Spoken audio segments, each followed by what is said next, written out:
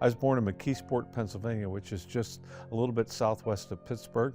And so that's square in the middle of the steel industry, the Rust Belt of Pennsylvania. My dad was a pastor, so his first church was in Pittsburgh, and then the next church was in Beaverdale, and then the next church was in Barnesboro, and then the next church was in Erie. So I had all the stuff that went on with being in pretty much small town Pennsylvania in coal mining towns. Well, my story is a little bit different than Ken's.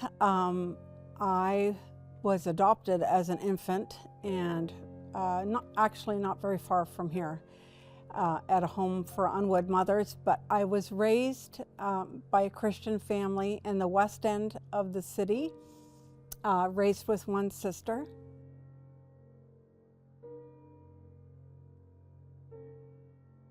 Well, I kind of battled with it. I think probably if you would ask me in junior high, I would have told you that I kind of felt called to go in that direction. My problem is that I felt like I didn't have any of the stuff that I needed to actually do that. So I wanted to be a park ranger, thought I might want to be a pilot, maybe I'll be a missionary pilot. And then I realized that missionary pilots have to take their planes apart and put them back together again. And I thought, that's not me. So I actually went to college to be a missionary. And then it was in my second year that I really felt that my calling and my gifting was more along the lines of being a pastor. It was in grade 11, I guess, of high school. A whole bunch of our youth group, they took a trip out to Saskatchewan for this youth weekend. So I got to see what the school was like over the course of 2 or 3 days. And it was a time of challenge to high school students to listen to God and to be thinking about what they wanted to do with their lives and if God was calling them to something different than what they had thought. Then I decided that I would go for 1 year. I said, God, you've got 1 year to show me what you want me to do. I ended up being there for 2 years. I graduated from Nyack College just outside of New York City, and I was traveling with a band called Sound Alliance. So we were doing a whole tour of the United States and Canada, and we just happened to be passing through in March of well, it would have been, 1976. And I met Lori after a concert. I actually saw her in the food line first, and I thought, ooh, I gotta meet that girl. Then we got together over the summer, and he was phoning me, and it was snail mail. There was no internet at that point, and yeah, and so we got to know each other more over the summer, and then that's in that fall is when he went to seminary, and I was in my second year of Bible college. And so then we got engaged February 14th. Where everything is so frozen, you can hardly move. And I was on the second floor dorm. There was a loud bang at my window, and here he had a ladder that he propped up against the side of the building, and he was singing, climbing up the ladder to get to my window, and I can't remember what he was singing, but it was so weird. Life has never been boring with Ken.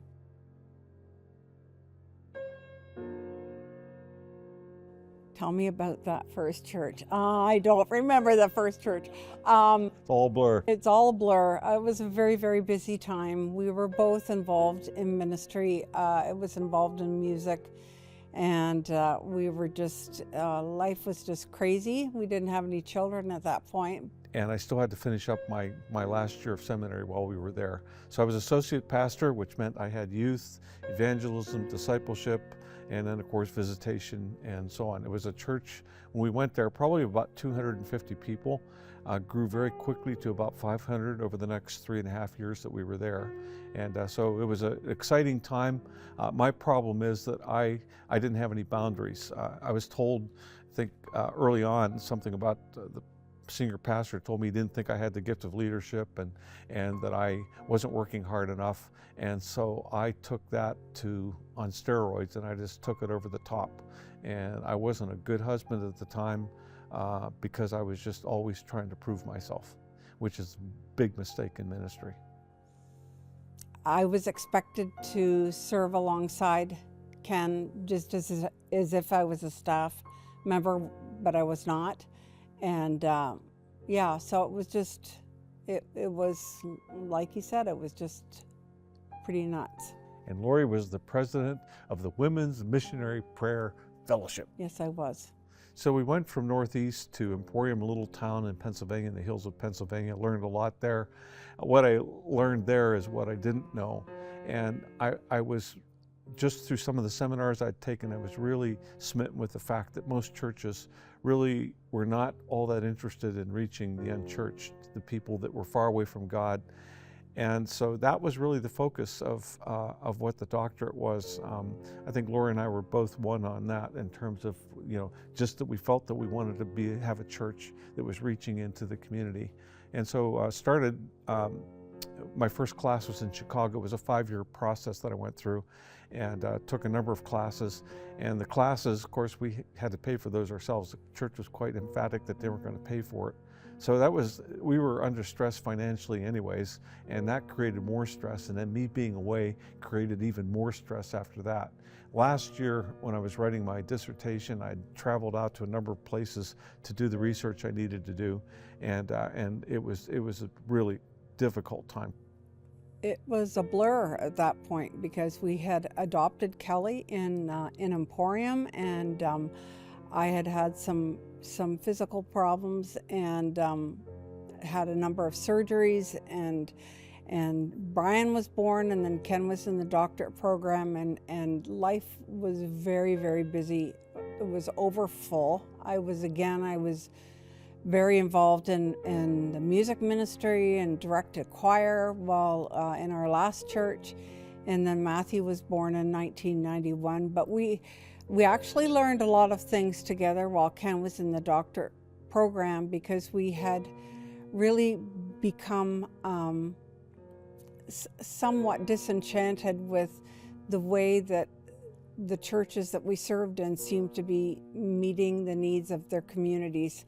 And we just felt like there was something else that we were supposed to be doing. And Ken's journey in education, we talked a lot about that. And that began to affect a lot of our thinking and how we were viewing what we were doing and the effect that it was having on us and our communities. We had been at a church out in Regina, Saskatchewan, and we almost actually went there. But our calling really was to reach unchurched people, and that scared a lot of churches, including this one. So they initially invited us to come and then disinvited us. So when they found out how controversial we were, there was a church here in Markham that said that that's what they wanted. And so they invited us to come up and candidate, and so we ended up here. My mom passed away about 6 years before we moved back to Markham. And so I had some of her family tree stuff and was able to put some pieces together and really realized that in being back in Markham, I had done this big giant circle around the country. And because these founders of Markham came from Pennsylvania themselves, they actually came up from areas called Mount Joy and renamed the communities here. There was some really interesting dynamics with that, realizing that I was coming back to a place that was somewhat familiar, but really wasn't. But it was a very difficult decision to make. I had been in the States for 15 years, and we loved where we were living. We loved it in Punxsutawney, and there was no reason for us to leave, but we just really felt compelled that this is what God was asking us to do. And so we packed up everything and our 3 kids, and we came across the border together.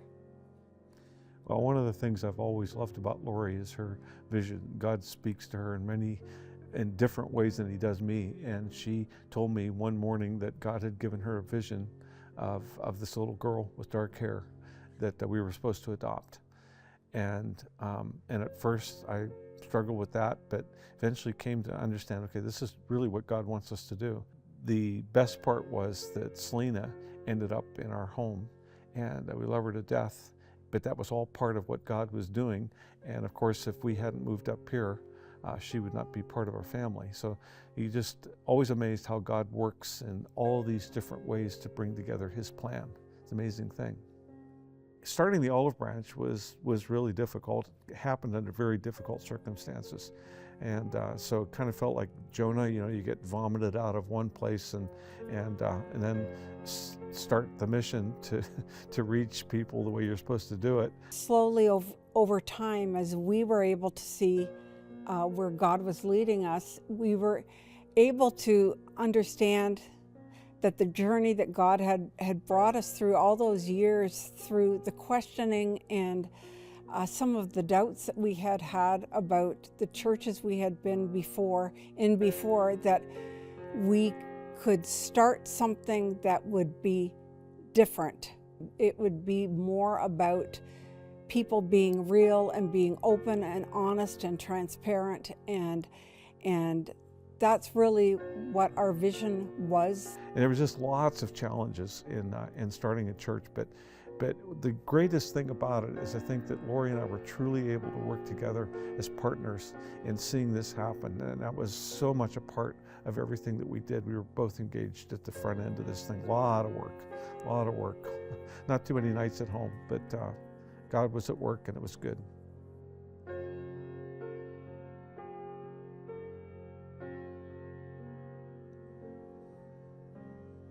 God is faithful. Do what's right. Do the right thing, always. Trust God even when you don't see the answers or you don't understand why.